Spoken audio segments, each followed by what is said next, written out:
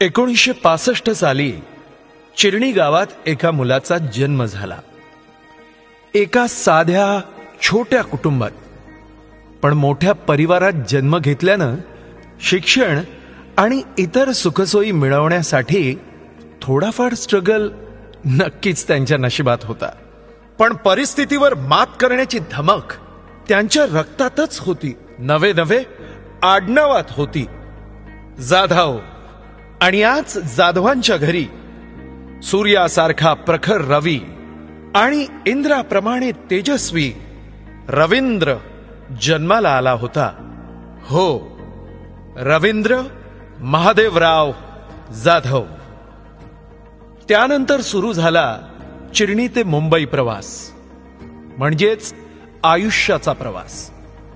मुंबईत येऊन स्वतःचं अढळ स्थान निर्माण करणं सोपी गोष्ट नाहीये, पण स्वकर्तृत्वाच्या जोरावर आणि घरच्यांच्या साथीनं त्यांनी ते करून दाखवलं. गव्हर्नमेंटची नोकरी मिळवली, GPO म्हणजेच गव्हर्नमेंट पोस्ट ऑफिसमध्ये. जीवनाचा मार्ग शोधत असतानाच त्यांच्या आयुष्यात त्यांची सहचारिणी आली. नावाप्रमाणेच जिचा स्वभाव अशी माया. आणि तिथून सुरू झाला त्यांच्या खऱ्या आयुष्याचा प्रवास. 7 फेरे घेताना जी 7 वचनं दिली जातात ती कुठल्याही परिस्थितीत निभावायची असतात हे जिने सिद्ध केलं ती म्हणजे माया. खांद्याला खांदा लावून प्रत्येक परिस्थितीत तिनं आपलं वचन निभावलं. मग 2चे 4 झाले, 4चे 6 झाले. कुटुंब तसं मोठं, त्या मानाने मिळकत मात्र कमी. हा, पण त्यापेक्षा मोठी होती ती त्यांची जिद्द. या रवी मायाची पुण्याईच म्हणा ना, की कधी त्यांनी आपल्या कुटुंबाला कसलीच कमी पडू दिली नाही.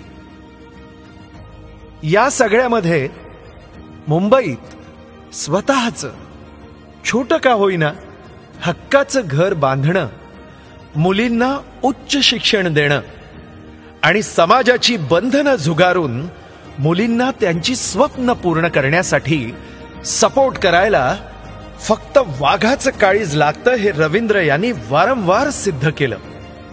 श्री रवींद्र जाधव यांनी आपल्या जीवनात असंख्य भूमिका निभावल्या. एक जबाबदार पुत्र, कणखर पती, आधारस्तंभ असलेले वडील आणि आपल्या कार्यक्षेत्रातील निष्ठावान कर्तव्यदक्ष अधिकारी. तत्वनिष्ठ असणारे रवींद्र केवळ नियमांमध्ये अडकले नाहीत, तर त्यातून माणुसकी आणि आपुलकी जपली. यारो का यार म्हणून कधीही मदतीला धावून जाणारा आणि सुखदुःखात सगळ्यात आधी पोहोचणारा.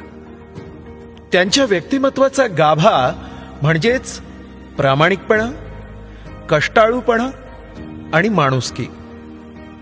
बाहेरून कठोर नारळ बर का, पण आतून मात्र मन जसं शहाळ्याचं पाणीच. मुंबईत येऊन स्वतःचं आणि कुटुंबाचं नाव मोठं करणाऱ्या, तरीही गावाशी नाळ कायम जोडली असणाऱ्या रवींद्र यांना शेतीची प्रचंड आवड. त्यांचं मन निसर्गात रमतं आणि काळ्या आई पुढे नमतं.